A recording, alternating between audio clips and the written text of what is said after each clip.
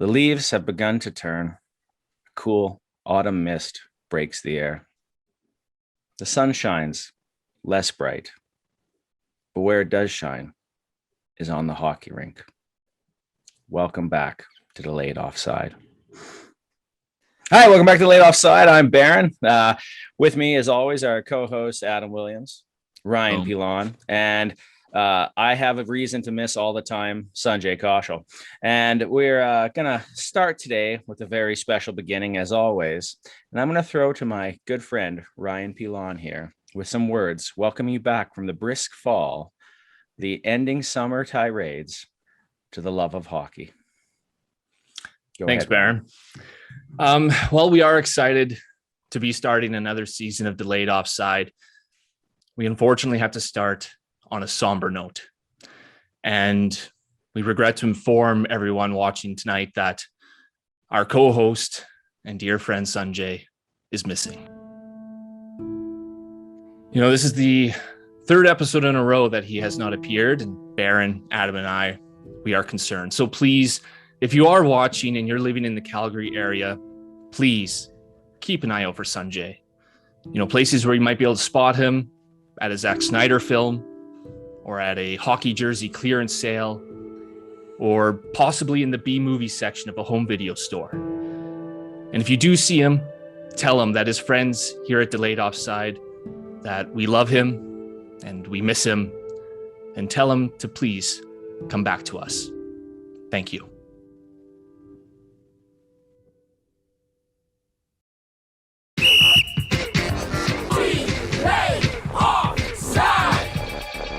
And welcome to another season of Delayed Offside. As we have been indicated, this is a Sanjay-free episode, as all the episodes have been as of late. The comment that really stood out to me, and the one that really stuck home, like just hit home, I guess, would be the B movie section. If you follow Sanjay on Twitter, legitimately, he'll always be like, wow, what an amazing movie. If you go watch any of those movies, oh, they're bad. Like, they are bad. There's one he's like, dude, this is like, it was like the internet age, like how people could spy on you before that. That's not what that movie was about at all. They went into a house that was full of traps, and then it was all in the lady's head. Like, I'm like, oh, this is so bad. The acting was so terrible. It was like a student film, basically. But Sanjay was like, no, man, it's amazing. No, it was crap. It was crap. So I do feel bad for his wife, because I know she's had to sit there through a lot of these, a lot. So just a heads up of warning for you guys, if you ever take a look at any of this stuff and get suckered in to watch one of his movies. Well, it's been a surprising offseason this year. It's been actually a pretty incredible offseason this year, with the Seattle Kraken coming into the league, making a lot of waves, teams having a chance now to finally get back to the idea of having fans back in the stand, regular season stuff going, moving things around that way, trades, guys signing, free agency. So it's been a bit of an offseason here, and there's a lot to really kind of decompress. But because we only have an hour, we're probably not going to get most of it, and we'll just forget about it by next week when everything else goes to hell. But for the two of you, and myself, I guess, what do you think the biggest story is coming out of this offseason? What is the story that you think is going to permeate throughout the rest of the season, that you're going to have to be feeling with, dealing with, or is going to really affect stuff moving forward? And you can't pick one the other guy takes. So if one takes it, you have to switch yours. Can Patrick Maroon win a fourth Stanley Cup in a row?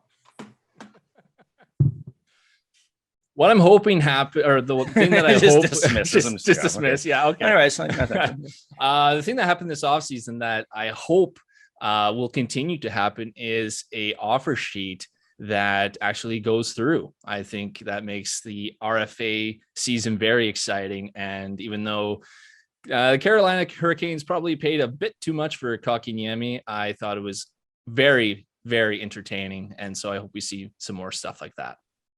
Yeah. Adam, what is yours? And for me, really, it's something that's been amplified, kind of like a sore with swelling on the NHL, and that's the dumpster fire that continues to be the Buffalo Sabres, and the hurt between them and Eichel, the taking away of the captainship, the not really caring about what he wants done with his body, to alleviate the pain and move on and help the organization. And then recently with Robin Leonard coming out and starting to talk about the drug use that's being used on players without kind of their insight into what's happening there, and the NHL looking into that as well, has really been a highlight for my off season. And I'm going to go with the are they finally aging out story between the Pittsburgh Penguins and the Washington Capitals, two teams with aged veterans who have ridden themselves to Stanley Cups or Cup, and who have finally, are starting to see a lot of those injuries piling up. The Crosby's not going to start the season. Malkin's not going to start the season. Letang's another year older. Ovechkin's another year older. Backstrom's another year older, and constantly been injured on and off here too. I think that's a storyline where we're starting to see a little bit of that shift in those power guards, those old stalwart teams, those teams that are always in there, always competing, are kind of maybe about to hit their shift where they're no longer the top of the heap, if that is. So let's take back and let's look at some of these storylines you said. So Ryan, your storyline, I'm blank because I can't remember what it is, to be honest with you. The offer sheet for Kotkaniemi. Sorry, the Welcome offer sheet. back. There Stuck it it is. to the Canadiens, gave him a $20 So- bonus signing, and it was great. Yeah, Just it was petty. It trolled was them. petty. It was very petty, but I think that actually amplified it and made it so much better. But I actually also think they did it the right way. So if you look at this team, Carolina is a team that when they targeted a player, they took a player that they wanted. They may have overpaid for him, but they also took a player that they knew in a way the other team couldn't match. And all this time we talk about this stuff with why hasn't there not been an offer sheet? Well, people haven't used offer sheets very strategically. The offer sheet on Shea Weber was matched by Nashville, which is probably like the really big one. And any other offer sheets are usually much smaller. Montreal's was matched. Montreal's, Aho. That was their you did it to us, we're going to try it to you. Right. But they also said too, they're like the Aho offer sheet wasn't going to put Carolina in a bad straight. So why bother offering it then? Right. Yeah. So this one seems like that was a nice little turn there, but what makes you think that you might be able to see more of these in the future? I really don't. I just hope it does, because it was really very, very fascinating and just great entertainment. Like I said, especially the whole trolling aspect from Carolina was just money. Especially because it happened against Montreal. It's my hate for. Why would you as a Leafs fan have any issues with Montreal? I don't understand it. Like, support Canadians. But I do wish people I do wish teams, use the offer sheet more often. If you have a team that's straight up against the cap, I mean, why did no one offer sheet Pettersson or Hughes? Like, Vancouver's right up against the cap. If you could have offered Pettersson $8-9 million, you might have got him. So because Vancouver was in tight there and they had to sign those two big names.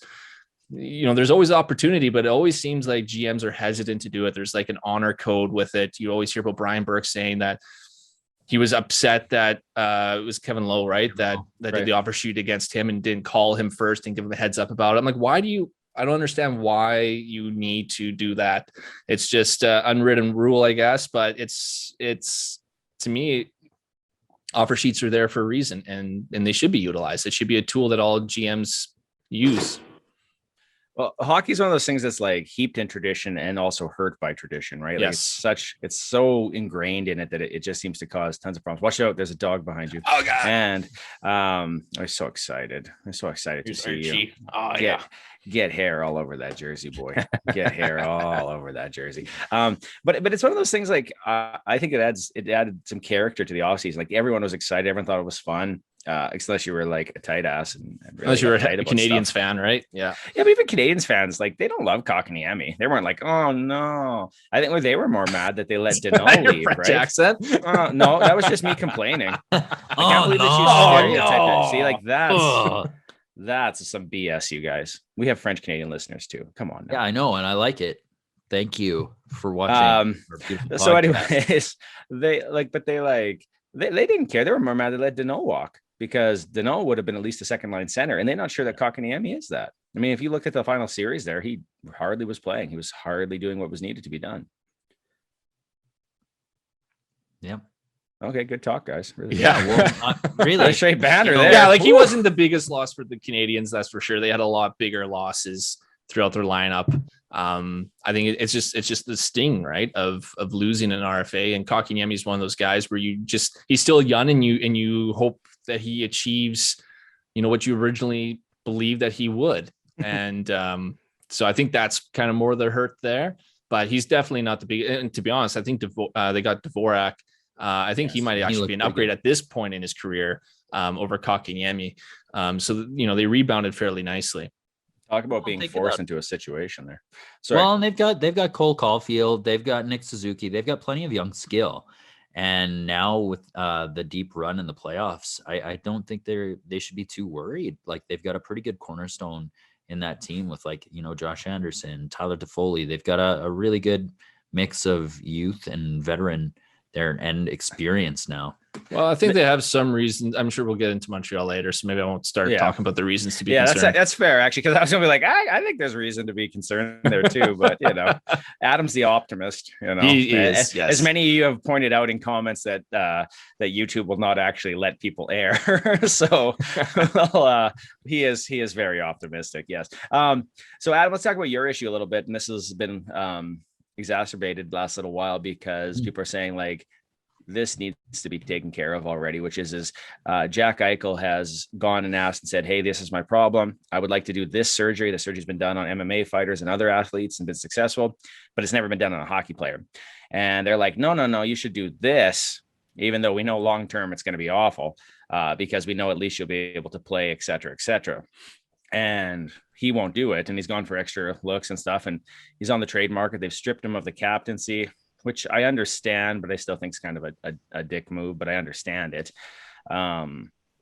And recently Robin Leonard's like, this needs to be taken care of. And if you don't, I'm going to say about a lot of stuff that's going on here that we don't talk about. Like one thing a day. Yeah. Like doctors prescribing pills without, or people being given pills without actual prescriptions. And kind of pointing out the Philadelphia Flyers as one of those teams, which is apparently the story came out that it's actually related to Patrick Nolan, who was Patrick, who was getting his head treated, and that they were giving him these drugs, but without a doctor actually being the one to administer them to deal with his concussion. And there's a bunch of more stuff on there too. And other players were telling stories about players as well. And it sounds like there's more and more of this coming out, and the league's trying to reach out to him, which if I was him, I'd be like, I'm not talking to you. I'm going to keep doing this until something changes. So it's going to be very interesting to say that. But let's talk about the Sabre situation, Adam. Why is this such a pressing one for you? It was just the one with the most drama going on.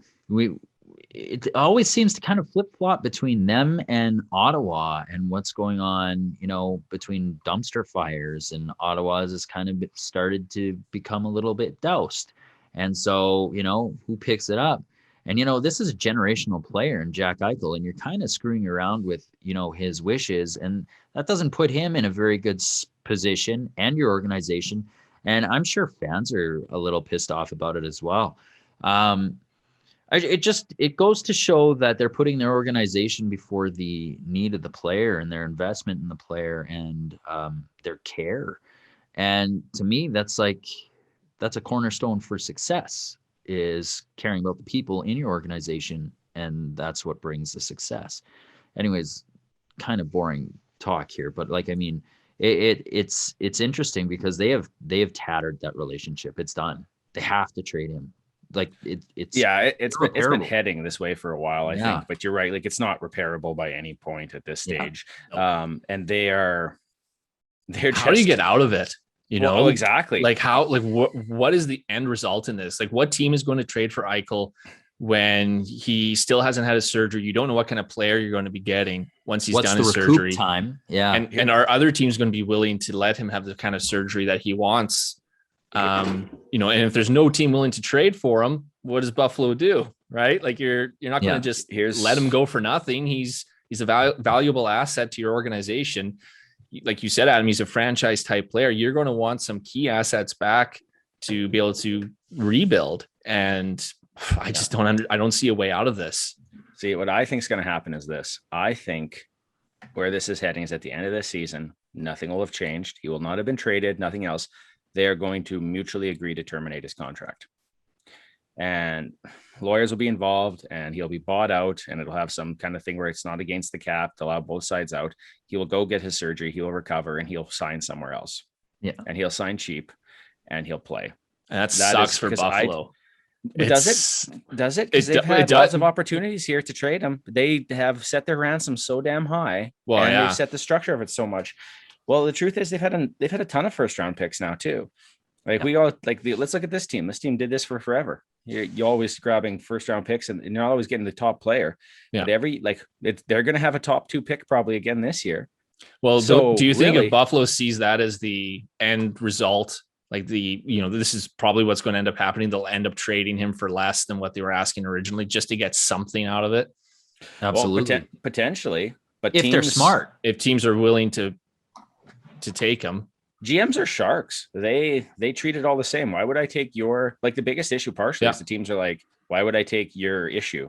Yeah, well, $10 million on the cap, right? Injured player. Like if you pick him up, he's not going to play this season, most likely, right? I'm not sure what the recovery time is for that. Like either surgery. So you're getting a player that you're paying $10 million for. He's not going to play for you this season, and then you're not sure if you're going to get the Jack Eichel of before or not. Huge question. So exactly. Yeah. So I wouldn't be willing to give up a whole lot for that because you're taking a risk yourself. Exactly. And I think that's where they're deadlocked, because they look at him and they say, I know what he's worth, but he ain't worth it right now. Yeah. So you're selling low, and teams know you're selling low, so they're offering low. Right. Yeah. And it's a mean like if cycle. I was Buffalo, I just finally say, fine, get the surgery that you want, get him out there, show him off a bit, and trade him if he's good enough. But I'm not quite sure what their fear is of that surgery. Like I understand it's never been done in the NHL, but is it the type of surgery that he's just never going to be quite the same? I can't quite recall if they ever really explained what their concern is with that surgery, other than it's never been done before.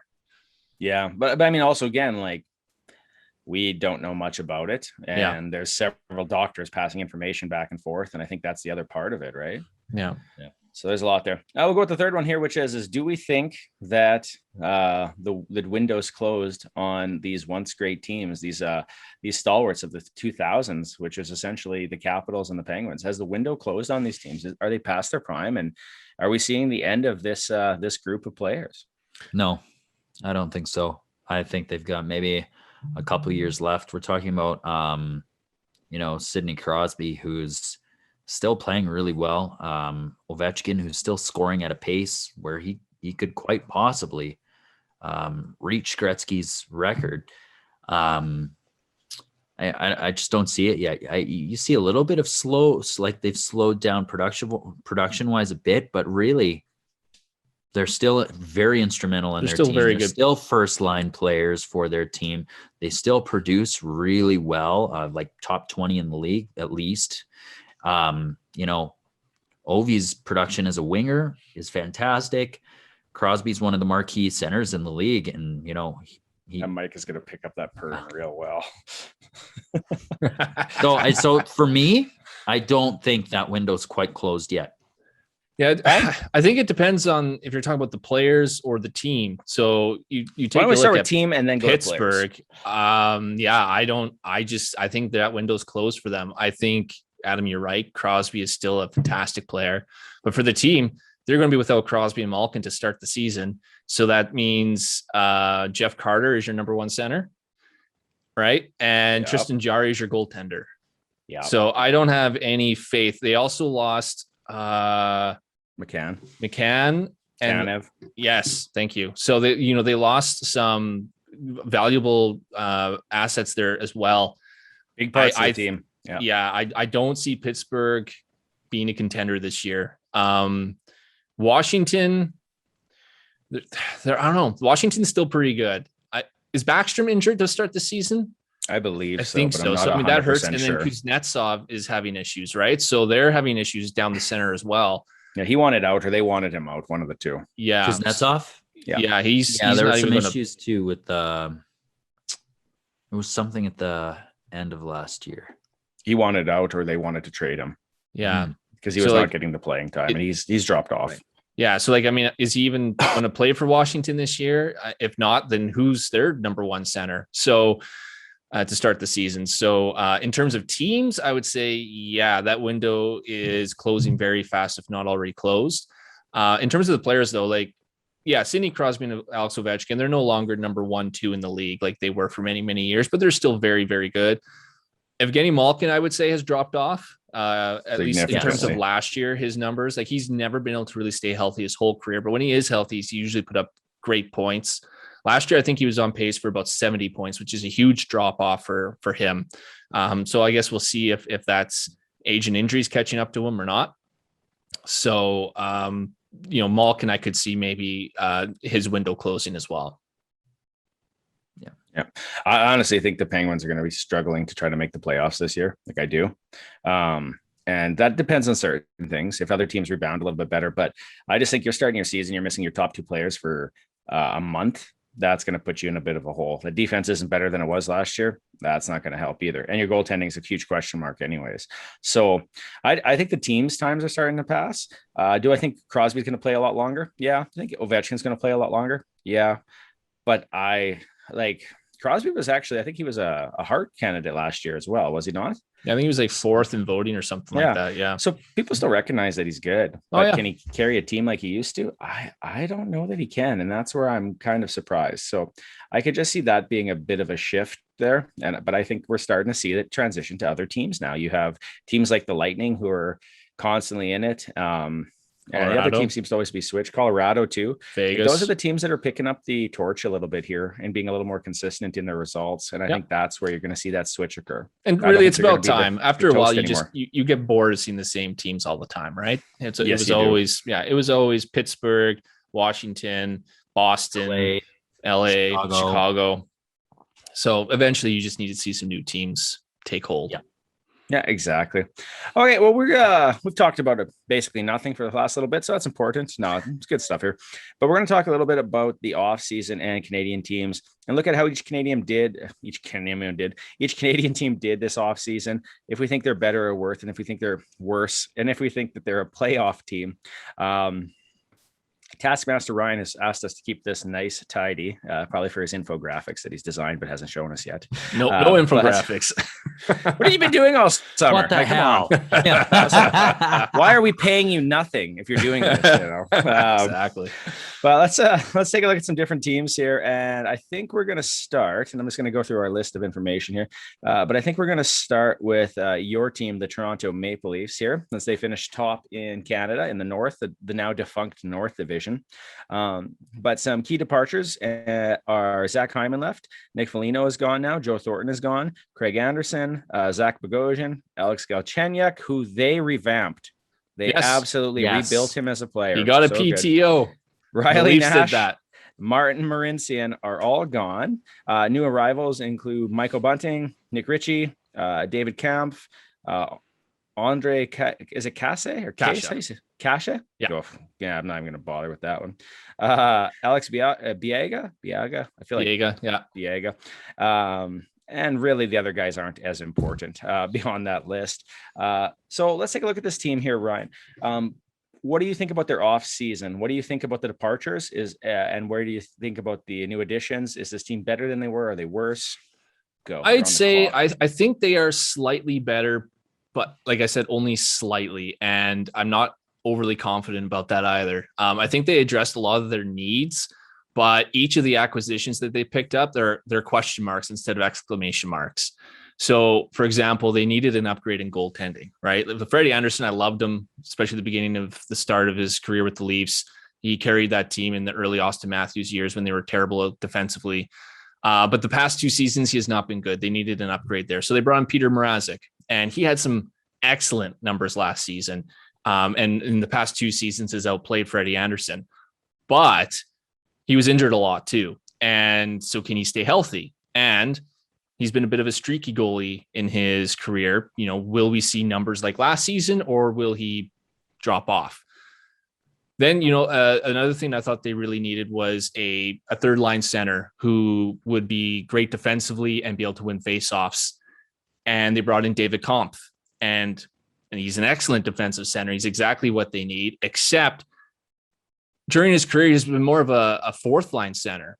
And so can he play those third line minutes? Can he handle more responsibility or not?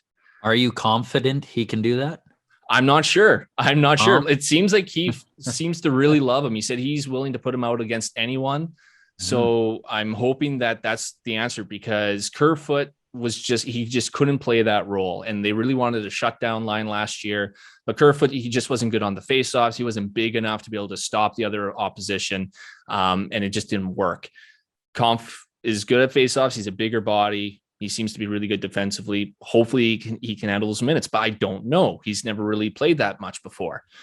Then they needed a power forward. They need a big body that can park in front of the net, make life miserable on the goaltender. Simmons did really well for them until he got injured. And and after he broke his wrist, he was not the same. And they just didn't have that net front presence. So they brought in Nick Ritchie. He's 6'2", 234 pounds. He does not shy away from the physical side. He gets those greasy goals in front. But again, I mean, it'd be preferable for him to be a legit top six winger. And he has played there before with David Krejci, but really his point production up to this point in his career has been more of a third liner type.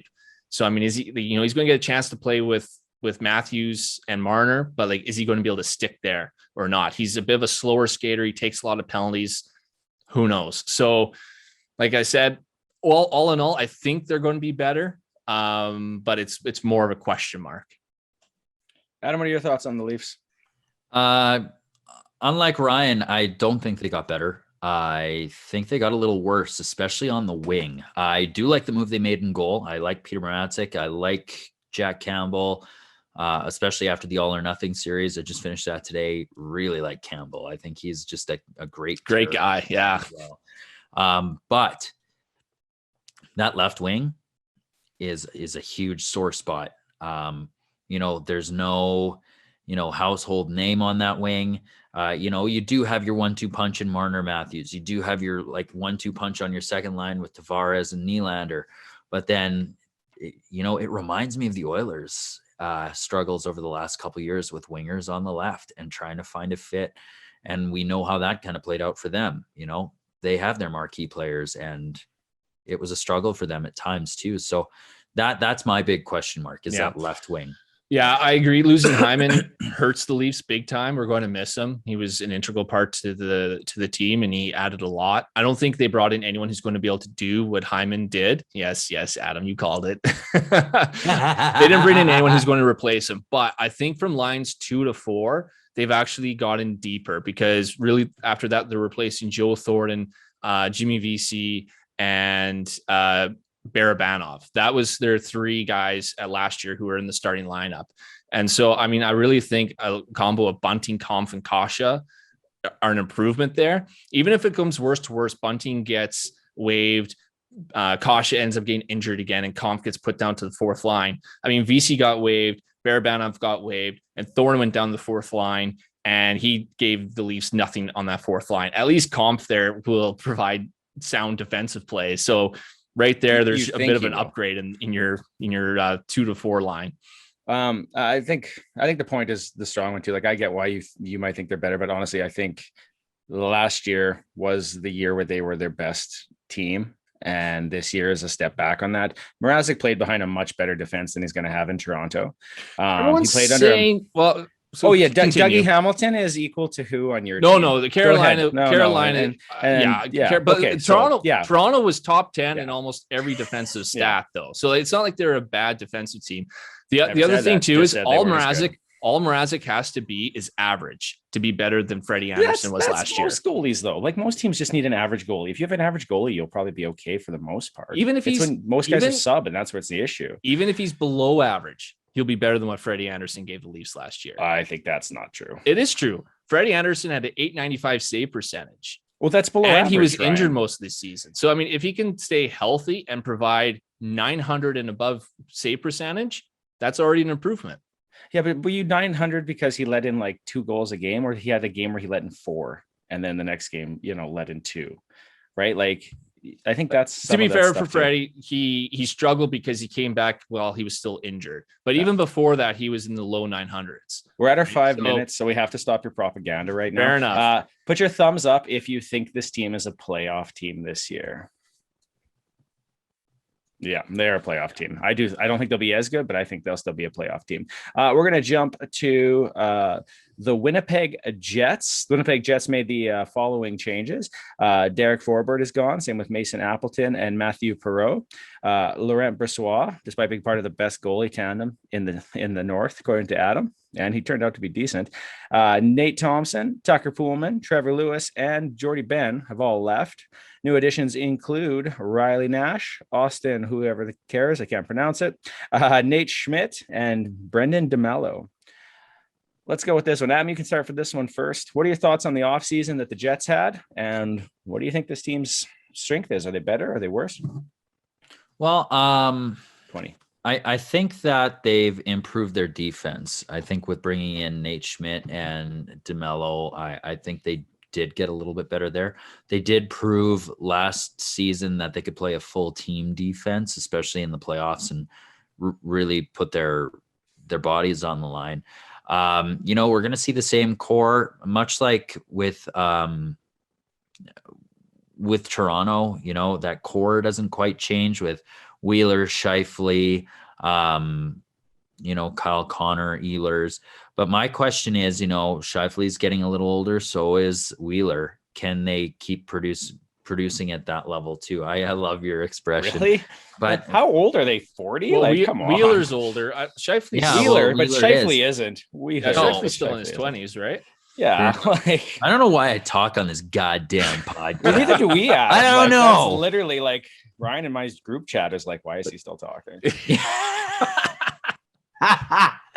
Well, no, but that's where I'm at. I think their defense improved a little. I thought their defense was actually, surprisingly good last year when we all didn't think they were going to be that great defensively.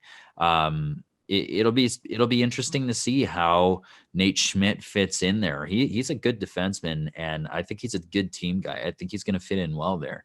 That's kind of where I'm at with the Jets. I see the defense, and I see that's where they improve. Have they improved in other aspects? They've got one of the best goalies in the league in Hellebuyck. He's gonna give you a chance to win every game he gets to play. They've got some solid wingers. They've got some good centermen. I think Winnipeg looks decent this year. I think they might even look a bit better than they did last year.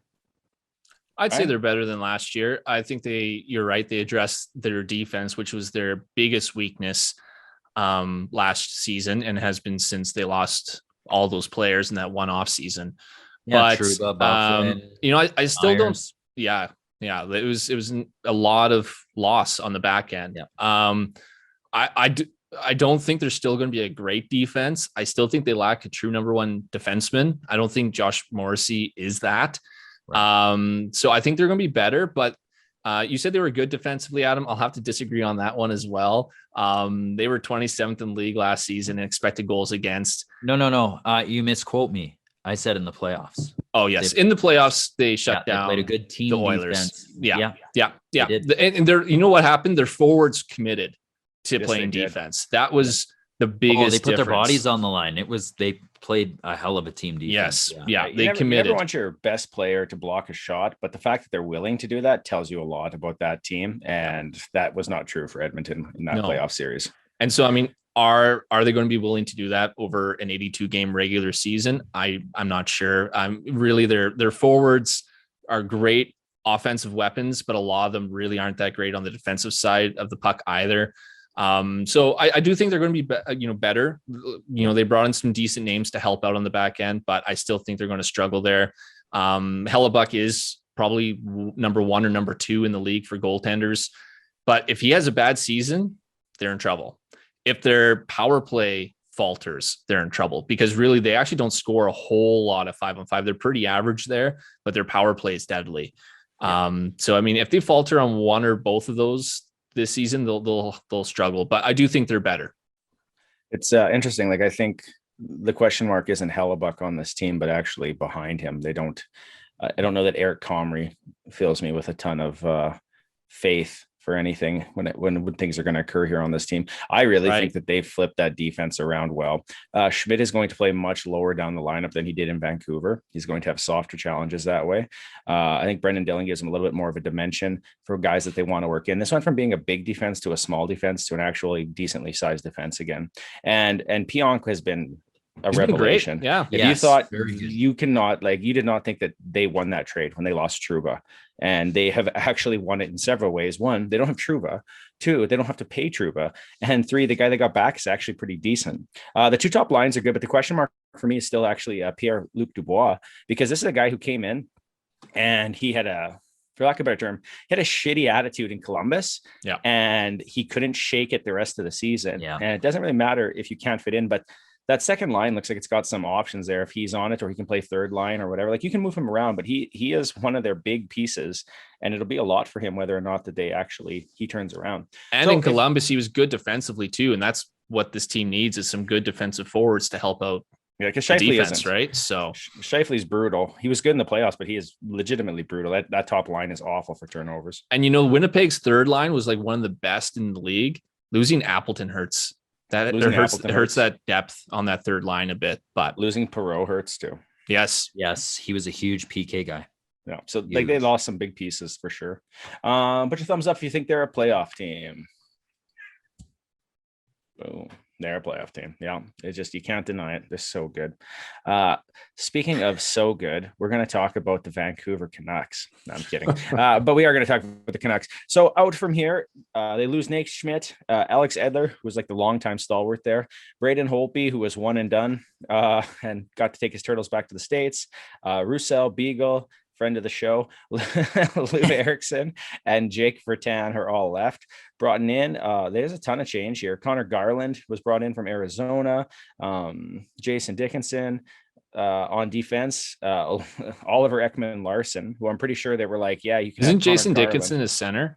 Or am I wrong? Yeah, he's center. Oh, I thought you said on defense. Never mind. No, so that's good. Oliver Ekman Larson, who I'm pretty sure they were told if you're taking Connor Garland, you have to take Oliver Ekman Larson.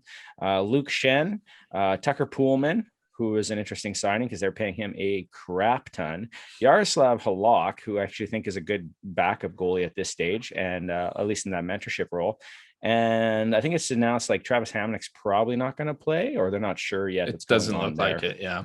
Yeah. So he might opt out of the season or something. Yeah. No, he's not opting out. He's not opting out, but something else. Yeah. I think he's refusing to get vaccinated, isn't that right? Which means he's going on? Probably not going to get to play, because you're only going to play 30 some games then, right? Mm-hmm. Makes it tough. Right. So we'll see what happens there, but let's take a look at this one. Ryan, what are your thoughts on their off-season moves? Very interesting off-season. Very, very interesting off-season. Like the Leafs, I think they did get better, but they did I think it's slightly, and it's also a question mark. So they got rid of Louis Eriksson's contract, which was amazing for them. But then they pick up Oliver Ekman Larson, who I used to really like. I used to really like OEL, but his plays really dropped off the past couple of seasons. Can he regain his form? Vancouver was the worst defensive team in the league last season. They'll need OEL to help out on the back end, as well as some of those other guys they brought in. They took Nate Schmidt, who looked really good in Vegas, and made him look horrible. They are not a good defensive team. So did they do enough? Is our Oliver Ekman Larson going to be able to help out? Is some of the other guys going to be able to pull their weight and help out? Is Quinn Hughes going to have a bounce back season? I think that's going to lend itself a lot to how this team does. But I think overall they've gotten better. Number one, Halak as a backup, like you said, Baron, very solid addition. And then I think they got a lot deeper up front with Connor Garland and Jason Dickinson. I think that's going to help them out in the scoring department, and because they didn't have a lot of offensive depth beyond the two lines last season. That just adds a little bit more there, that they can start rolling more than just the two lines to help out on offense. So with the addition, I think with the additions on offense and goaltending, I think they'll still be better, but I'm not sure if I see them as a playoff team. Well, right, and let's not forget about Nils. Yeah, let's not forget about Nils Hoglander, who came in as a rookie last year and played really well as a winger. had high intensity, created a lot of scoring chances for them. I thought he was a bright spot as well. And Thatcher Demko really solidified himself as a starting goaltender last year. There's no debate now, right? Between like, oh, who's your starter? Was it ever Markstrom or Demko? Like, when's it going to switch to Demko? He solidified himself as a starter last year. He gave them a chance in a lot of the games they played. Can Pettersson have a better year? He didn't have a great year last year. And I don't care if he's playing with an injury or whatever. He was not the same player at all.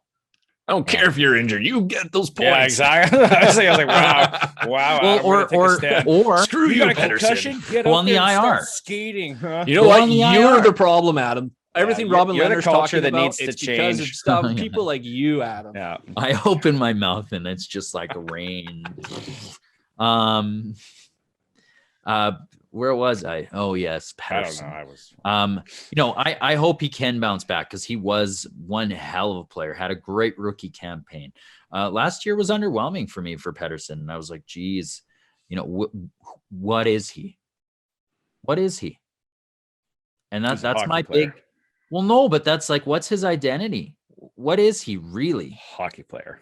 Yeah, I know, but was last year his second season? No, he had to sign a con. Might have been, but yeah, I can't remember how it worked. But he had sophomore slump, maybe. Yeah, I mean, they had the season very from well hell too, be. like injuries and COVID and like they had everything that COVID could have gone too, wrong yeah. for Vancouver went wrong. So I mean, I hope he does. He was an electrifying player to watch, and I think it'd be good for Vancouver to have something like that. He lost a lot of the people he was connected with on the team too. Like him and Markstrom were very close, and I think that was part of the issue they talked about, right? Like, right, but you there's gotta those find supports. That's like small adversity that you have to fight through, right? That's a part of being a team.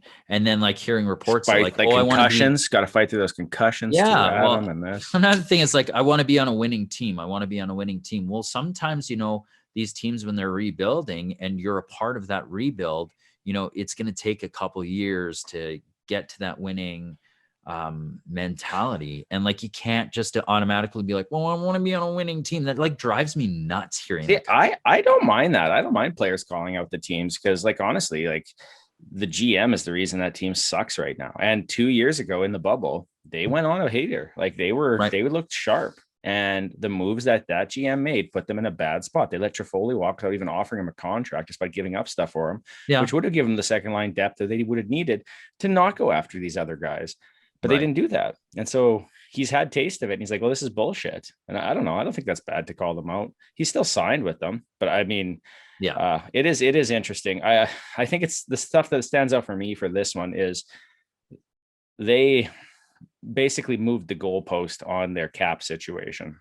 Yeah, they ditched Beagle and Russo, and they took they got a good player back, and they took a player that might be better, that could rebound, but who's going to have a worse contract down the road that they're going to have to deal with again. And they've just moved it and shuffled it, but it allowed them to get rid of some of those things that have been sitting there lingering forever. And so don't say you can never move a contract, because honestly, they moved 3 that were probably close to impossible here in the last little bit. You just have to take on another impossible, awful contract. So that's that. I like the second line scoring depth with it. Demko, I think he's the starter for this team in the future. I think Helleck's a good backup. He has never had to run with the ball, so this will be interesting to see how this goes, because even off the start of last year, they were running Holtby for a while. That's right. Until it just wasn't working. So I think it'll be a very interesting change here and challenge. And Hoglander, like, I wonder too, like we base a lot on guys having great first years and then expecting more the second year. And I don't know that guys do. Like, I think the sophomore slump, he said, like, that exists for a reason. Yeah. Now there's video on you. Now guys know how you train. Now guys know things that you do, right? They can study you. And so that's always makes it a little bit more difficult. Let's do our vote here. If we think this is a playoff team, I'm going to say yes. And I'll state it this way. I think if you look at the crappy Pacific Division, it's probably a wash for the third to the rest. And I think they've done some changes here that they look a little bit better than some of the other teams. But that's my opinion. And that's that. We'll move on next to back out to the East. And we'll look at the Ottawa Senators, who have lost Evgeny Dandonov, the great Ryan Zingle, the great Derek Stefan, the great Joey Decord, and the great Artem Anisimov, owner of the greatest moment in hockey television series where he throws his glove up or does the shooting thing. And then they tried to beat the crap out of him at a Rangers game. And I loved it. That's when he played for the Rangers. Most of the guys that they picked up are inconsequential. The biggest name you'll know is actually Michael Del Zotto. So there's not much of an offseason. The big pressing thing right now is that Brady Tkachuk still doesn't have a contract. So where does this team sit with you guys? I could start here. That they've got a really good young core, and I think they surprised a lot of people last year in the North Division. Except for Edmonton, sweeping that series. I had to throw that in. Dude, I gotta pick up where I left off. Those small digs got to come in handy. But man, like Brady Tkachuk, you've got Stützle, you've got Josh Norris. Like, man, they looked good. And with the acquisition of Chabot last year, early in the year from waivers from Montreal. No, not Chabot, Mete, right? Oh, who am I mixing up? Yeah, they picked up Mete, did they? It was Mete. They had Chabot. Yeah, they had Chabot. Yeah, I think that was a really good pickup as well. And with Chabot on the back end too, I think Matt Murray's going to have a bounce back year too, like his first year with the team. He's going to feel more comfortable. I think he's going to feel better with the system that they're in. I think they're going to take a step forward this year in terms of, as a team and pushing and being a little bit more competitive. Yeah, I think you're right. If this team is going to improve this year, it's going to have to come within, because they didn't really add anyone, like you said, Baron. Yeah. So they're going to have to see their young guys, Stützle, Norris, Batherson, Zub, everyone else you mentioned, Chabot, continue to improve. I think they have a very good young core. I think their future looks very promising. We were talking about sophomore slump, though, and a lot of those guys were rookies last season. So, I mean, if all of them go into sophomore slumps, they're in trouble. Yes. So, who knows? We'll see. I don't see this team as a playoff team yet. Why don't you wait till that part comes on? You just, you're thrown out. I ruined my vote. Just so everybody's wondering. Elon starts with this. Well, just sitting in the background, thumbs down the whole time. There's only one team in Ontario. I vote first. One team. Yeah, and just get ahead of you guys. First down. But anyways, continue. I don't know where I was going. Jason Spetz is a leaf about the teams. They lost some veterans, Danov and Dzingel and Stepan. Like, I mean, they're not huge players by any means or huge names, but maybe some of that veteran leadership missing from the dressing room might hurt potentially. I don't think they have the goal. Usually when I guess I already did my vote. So usually when a young team like this, they're able to do a quick turnaround, make the playoffs, it's because of amazing goaltending. And I just don't see this team having in Matt Murray. He just hasn't played well in such a long time. I don't see it happening. One of the things that stands out for me is, and this is actually an issue I have with Vancouver too, which is now Brady Tkachuk is the only unsigned RFA right now. And they haven't come out on a deal, which means he's missing training camp, which means he's missing meetings, he's missing team things like that. And if you look at previous players who have done this, they always start terrible. Yep. The longer you miss camp, the harder it is to catch up. The big one for me was Drew Doughty. His big contract year, he sat out for a bit and then he struggled to get going. He got there eventually, but he struggled off the bat. William Nylander, right? Rough. Mm-hmm. Yeah, and there's the thing, right? Like you have guys who drag it out. So the longer Brady waits there sitting for his optimal deal, the worse it's going to be. And like Pettersson and them, like there's a big part of that team we said in Vancouver, they missed out on a good hunk of this already. Now veterans, so they'll be a little bit better, but I mean, veterans it's not the first year, but I still think that there's a cost for that. And I just do not trust Matt Murray. Like his success has always been as the guy who can pick you up when you're just as you're about to fumble and get you there. But he's never been I carry the full load guy, and it's just not worked for him. Not in Pittsburgh and not in Ottawa so far. The start of his career was so promising, like Stanley Cup, like first go around. But Fleury was still the starter when he was started there, right? Yeah. And then Fleury carried the ball because he was injured. Yep. And then when he came back, when Fleury started to waver, and then they took him and they ran him again, right? Yeah. Like, that's just never been there. So I got to say that. But yeah, votes. Do you think they? Oh, I was like, really? I already said. Even though we already talked about this, I said, wow, he changed. I tricked you. We'll go to Ryan's second favorite team for this next one, the Montreal Canadiens. Out are Philip Deneau, Thomas Tatar, Corey Perry. Well, I keep wanting to read his Carey Price, but I'm like, it's got to be Corey Perry. Eric Stahl, John Merrill, Eric Gustafson, Michael Frolik, and Cale Fleury.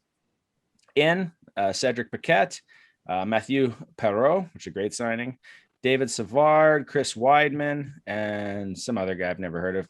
So a lot of change here. Oh, and also Jesperi Kotkaniemi is gone from this team as well. That's the last big drop. And then who did they replace him with? Dvorak. Dvorak came in. Yeah.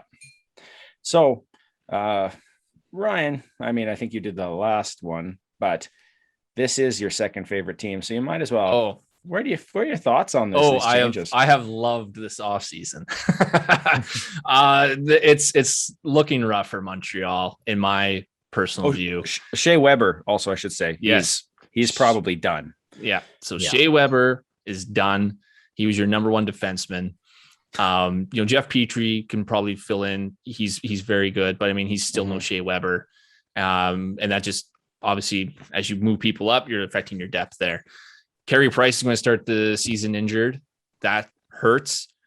They lost, you already said, Deneau and Tatar. That's 2/3 of their best forward line during the regular season last season. They were actually one of the best lines in the league last season, and you've lost 2/3 of that. They lost Corey Perry, who was huge for them in the playoffs. They lost, like you said, Kotkaniemi.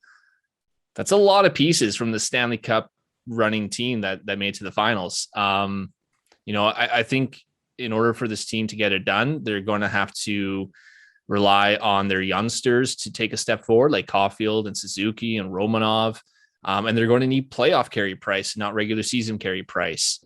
And we haven't seen that Carey Price in the regular season for quite some time. So, it's looking rough for them. And the other thing too, in the regular divisions last season, this team doesn't make the playoffs. The season before that, if it wasn't for the expanded format, they didn't make the playoffs.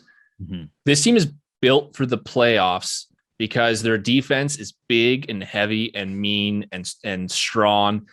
And when you're allowed to cross-check and hold a bit more and do all those types of things that you're not allowed in the regular season and slow down the skill players, that plays into Montreal's favor, and they were built for that. I don't know if they're built for the regular season with the speed and skill being more at the forefront, especially now that, they're cracking down on the cross-checking in front of the net.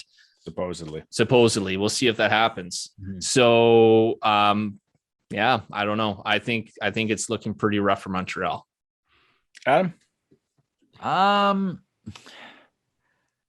See, I think they're evolving into an 82 game season type skilled team, especially with the likes of, Suzuki. And I'm interested to see what Cole Caulfield's like in a regular season, because he kind of popped in right at the end after his college career. Anderson was good with them. Toffoli was good with them. Like, you got Gallagher's net front presence. I think Petrie fits in perfectly. I think he is a good number one defenseman for that team. And he's proven that, especially when, every time Weber's out, Petrie steps up and Petrie produces. I think they're good. They did lose key pieces, but I'm interested to see if they have evolved to that more skilled, less big, frumpy team. I don't know. I couldn't think of a better word than frumpy, but and the thing I will say about Montreal too is they always defy expectations, right? Like anytime someone says that they don't have a chance in hell, they surprise you. So, I'm not saying that I'm not saying they're not a good team.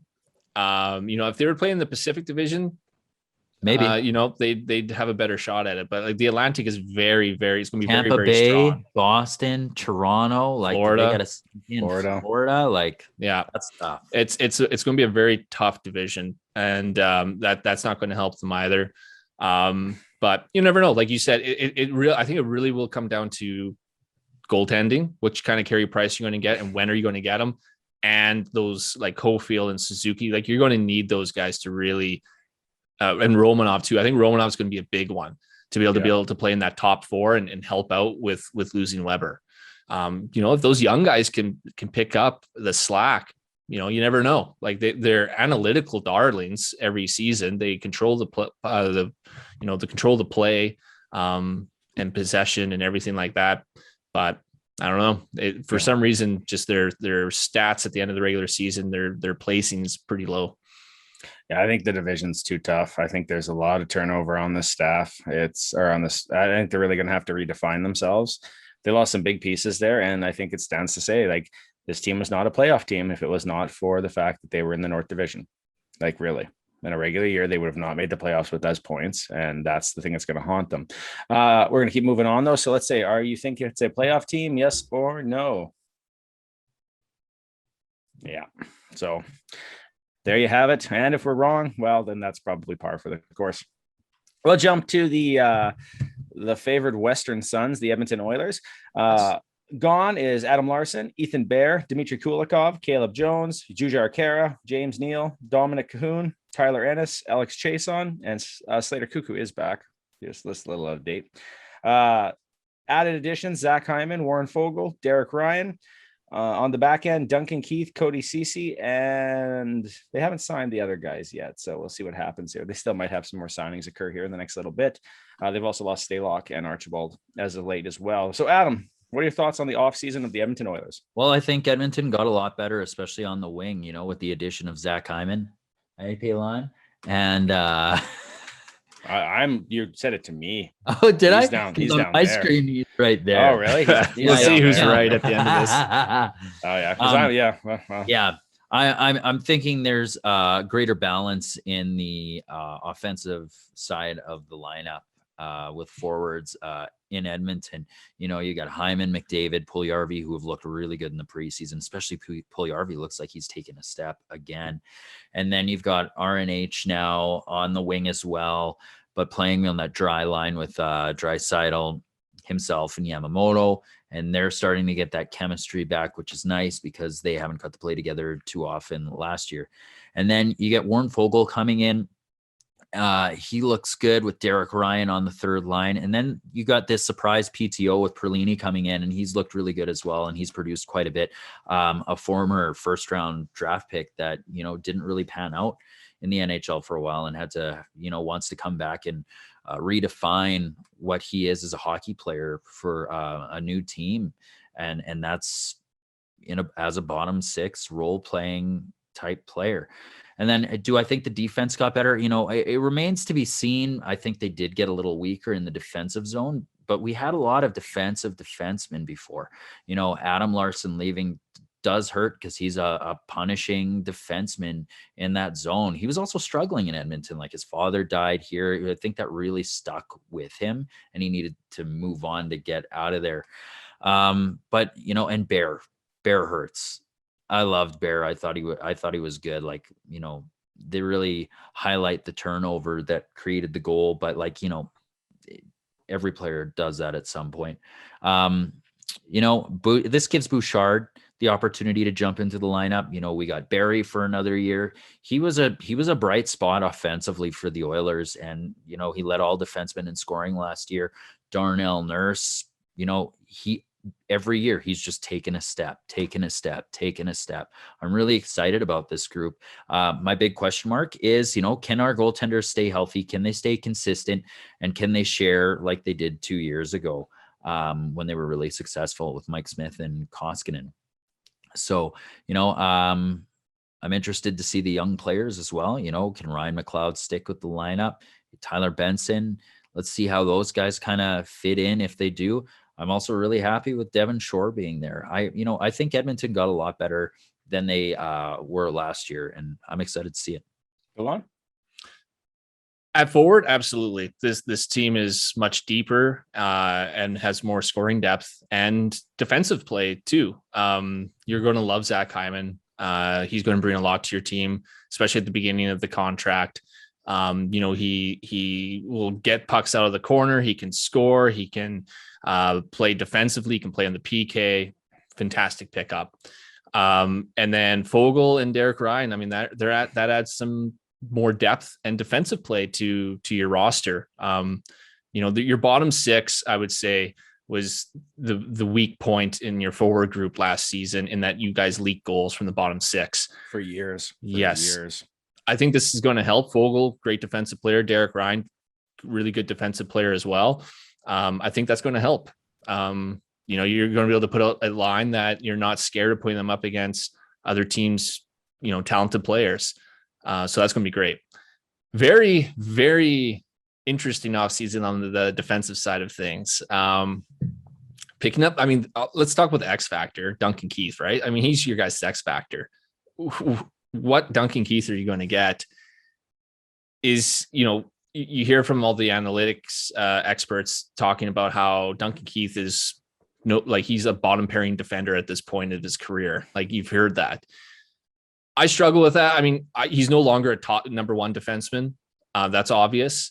But I think if you take away a lot of his minutes and responsibilities and you have him on that second line, I would assume his numbers will improve, and you would hope so. If he can be a true number three defenseman for you, then you're laughing, right? Then you're not overpaying him by too much. I was surprised that Chicago didn't have to eat any of that contract. And I think you're going to be overpaying for him no matter what. But if he can be a number three, it's not as bad. But if he's like a number four or even a bottom pairing defenseman, then that hurts. Bringing in Cody Cece is also very interesting. I've heard a lot of talk about how good he was with Pittsburgh, and that's reason for optimism, but he was a bottom pairing defenseman for Pittsburgh. And I think that's where he belongs. It seems like he's going to be playing that top four. And I can tell you from experience, seeing him play, you might be in for some hair pulling throughout the season with him up there. Hopefully Bouchard can take hold of that role at some point for you, but at least I believe it's going to be CC in that top four. So that's a bit rough. I'm not sure if this defense is better than what, if you had Adam Larson there and Ethan Bear. To me, that's probably what you would have preferred, but it'll be very interesting. I see them taking a step back at defense, which is unfortunate because that's the area that Edmonton struggled more so than offensively. But maybe those defensive forwards can help in that aspect of the game. And then you're right, in terms of goaltending, I'm sure you guys were hoping for an upgrade there. Didn't get it. Mike Smith had a fantastic season last season, but how old is he now? 36? He's 40. Is he 40? Do your research for the show. Yeah, I thought he was in his late 30s. He's 40? Oh, God. So is he 40? I don't know his age. He's 39 or 40. Okay. One of the two. He's around the same age as us. He's older than I thought. Older than us, yeah. So, is he going to be able to pull out those numbers again? I think you're going to need Koskinen to have a bounce back season to help out. I just don't see Mike Smith being able to put up those kind of numbers again, but maybe I'm wrong. He's 39. Yeah. No, I think you make good points. It's funny to me that they would watch the Leafs defensive Barry and Cece and say, yeah, I want that. But I would also say Barry, everybody who left the Leafs has had a much better season, right? Like let's call a spade here. Cece did better in Pittsburgh, but not in Ottawa. Is that where he went to first? Was Ottawa? He was from Ottawa. He went somewhere before Pittsburgh and didn't play well, and then he went to Pittsburgh. Yes, he went to Toronto and didn't play well, and then he went to Pittsburgh. Did he go to Pittsburgh right after Ottawa, Toronto, Pittsburgh? Okay. And then Duncan Keith, like you said, like that's kind of a question. I think that's the big question mark on the defense more. The reason they signed Cody Cece, a big part of it was the fact that his underlying numbers were almost the exact same. He had almost the exact same starts and similar type styles that what Adam Larson did. So he was looked at maybe come in that role, because when he was brought in Ottawa and other places, his idea was that they were going to run him as an offensive defenseman, and that hadn't really gone very well. But in Pittsburgh, they ran him more on that, but he had more offensive zone starts than defensive zone starts. The big idea there, the other part of that X factor, is the fact that they really want Bouchard to be the guy, and they love Bouchard, and they think that he is going to probably slowly climb his way up there and block. But once Larson wasn't going to sign, they had to go to a plan B, and they had to do that pretty quick, shove everything they had planned down the drain, because I think that caught them off guard. Our forward group is much better. Our defense is not. And I think the goaltending is the same. I do think Koskinen will have a better season. I think Mike Smith's, he's a gamer, but Yeah. Depends whether or not he's actually going to be really good. I don't know. Health. But the defense is the question mark for me. I still think Duncan Keith will be better than people think he's going to be. I think so. But I still think they lost that trade. Not because they gave up Caleb Jones, but because they didn't retain anything, that they didn't get some cap space. They didn't get a pick, something. So if something does happen, I hope he retires, because that's the only way it'll benefit the Edmonton Oilers. With that, is this a playoff team?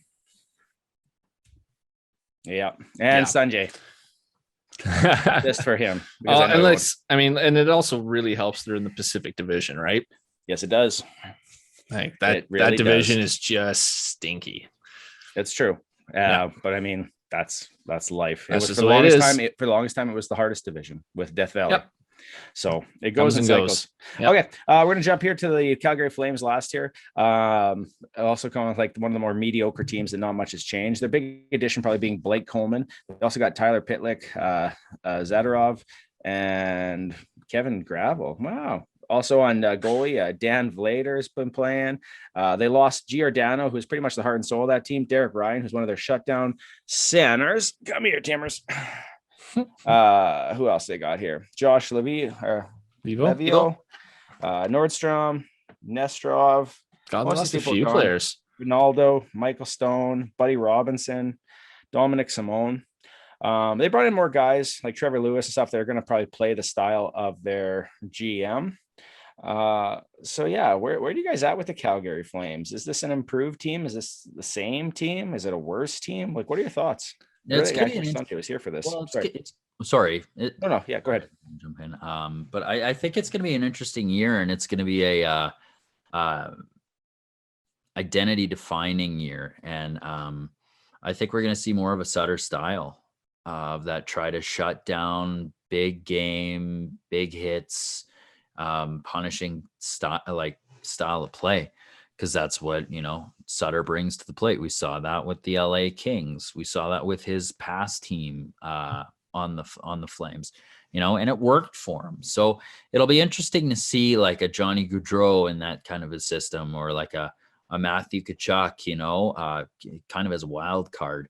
A small guy like Mangiapane. They've got some skilled players, but I'm really interested to see how it's going to pan out. And, who's their leader now? Who's going to be their leader? That's the big thing, because you saw Giordano, but who's their guy now? Because a lot of those guys were lost pups to me. And from what I saw, so it'll be interesting. Will it be Markstrom? I don't know. It'll be interesting. Yeah, I have a tough time believing anything but the Calgary Flames got a little worse this offseason. And I think it's the big one is Giordano. He's not only the captain, like you talked about, Adam, but he was their number one defenseman. Like, he played the most minutes. So you got to have someone who can fill in that spot. Is Hannafin ready for that spot? He played really well last year with Tanev. Can they do it again? That'll be interesting. Up front, like I actually forgot a lot of those names, Baron, that when you read them, I was like, oh God, they lost him and him and him. Like, it feels like they lost a lot of depth up front as well. They brought in Coleman, who was fantastic for Tampa in a third line role. Yeah. They signed him for, and God, I wish I did more research for this. I think it was like 5.6 million. Yeah, he got a big contract. I'll look it up while you talk. All right. Sign him for a very large number, like second line. Obviously, he's going to play in the top six. So we'll have to see how he does there. He had, like I said, he had a really good season last season. Like, he was on a 46-point pace, but like throughout his career, he's been more of like a 35 point guy, which is more like third line minutes. So, I mean, is he going to be able to contribute to the top six, or is he just a really good third line guy? And if that's what he is, then you're really overpaying for him there. Yeah, he's close to 5 million. He's $4,900,000 for. Okay. So not quite as much as I thought that he got paid. 6 years for 6 years. Okay. So yeah, 30 million for 6 years, basically. He's right. Like 29, 400,000. So yeah, it'll be interesting to see if he can help in the top six. I mean, really, I think what this team will need is a bounce back from some of their star forwards. They need Johnny Gaudreau to return to a point per game pace. They need Monahan to return to being a 30-goal scorer. They need Tkachuk to return being Tkachuk. They have talent on this team. It just didn't really come together last season. Markstrom, they need him to be healthy and be the guy that played in Vancouver. So, I mean, if they can get some of those guys to turn around their seasons and play like they did a couple seasons prior, then yeah, this team could be better. But in terms, or even just Sutter's system, maybe that'll help this team be better. But just in terms of players in and out, to me, it looks like they're worse. Yeah, and you can't have one of your best players being an older Milan Lucic, right? He's got to be more of a role player. So, oh, Baron, are you talking right now? I don't hear anything. Sorry. There we go, Mike. If he's their best player, that's a huge issue because, yeah, that's on them, right? Exactly. I was gonna say, Sanjay. So funny. That was so funny. I'm sorry. I thought you were mocking me. You were like, I was, but I was making fun of you with the mic off. So no, I'm kidding. But Sanjay shared a stat about how he's always had like a really, like Sutter's always ran a really good team analytically, right? Mm-hmm. yeah. But to me, I'm also like, he's always had better talent than this Calgary Flames team. Even those old teams had like a Hall of Famer on them. Like at this stage, you can't say that any of the guys on the Calgary Flames are Hall of Famers. Johnny Gaudreau isn't yet. Matthew Tkachuk isn't yet. Monahan's definitely taken a little bit of a step back the last couple of years, which is a surprise, right? So like that, like he hasn't had the quality of players here in Calgary, and so I have to imagine that's going to have some effect too. Like it just doesn't seem like a strong team could and I don't know. The Flames fans I follow online are down on this team. Like they are not excited at all. Whereas last year they were still like, yeah, blah, blah, blah. This year they're like, because they got Markstrom, right? When you don't right. when you don't bring in any like huge name in the offseason, same thing with the Leafs fans this offseason. Like they seem very down after that, loss in the playoffs. And then we didn't bring in anyone huge. Same thing for Calgary. Last time around, they brought in Markstrom and everyone's super excited about that. And this time, the biggest name is Blake Coleman. Yeah. And Coleman, I think, is a good signing. I think it's going to be interesting to see if he can do those second line minutes or not. Yeah. Let's do our vote for where you think this team's going to finish. Playoff team or not? I'm going to say no. I'm going to ride with Vancouver on this one. Yeah, I was going to say you're going to live and die on that Vancouver horse. Well, it's not a live or die. Like I think after Vegas and Edmonton, it's a wash. It is. Like if Seattle's third, then you'd be like, oh, wow, Seattle's third. And if Seattle was fifth, you'd be like, oh, yeah, Seattle's fifth. Yeah. Yeah, and like LA might be in there too. You never know. I don't know if they're there yet, but I think they'll be better than people think. The Ducks will still be crap. The Sharks will still be crap. I honestly think it's going to be quite interesting for some of these teams. There's other things for us to talk about, but we don't have to get to it all this week. We can throw some of those in next week as well as we get a little closer to the season, because we're running out basically about an hour already here. So I think with that's our Canadian preview heading into it. For Sanjay's report on all these teams, you can look and wait for that. He's going to make his own video because we're just letting him know now. Once he's found. Yeah, it's going to be called Sunny's Silly Sun-ins. I don't know. Sunny's Silly Stats. Yeah. Sanjay's soliloquies. Yes. Analytics. Stanalytics. Yeah. Because it's going to be pro Flames and then pro whatever analytics. Yeah, so exactly. He shot the puck, which is a proper stat. You want shooters to shoot. And we're like, okay, Sanjay. But yeah, I think we'll call it for here. We'll talk about some other stuff like the Kraken draft. There's some stuff around there and a few of the other things and which teams we think are going to be the Stanley Cup winner, but we'll save that for next week. Welcome back. Hope you enjoyed the episode. And if not, keep listening. They might get better. Like, subscribe. Feel free to tell your friends, share it on Twitter, Facebook, Instagram, the gram, or whatever else. And yeah, take care and have a lovely week. I'm Baron. I'm Adam. I'm Ryan. I know Sanjay. This is Delayed Offside. Delayed Offside.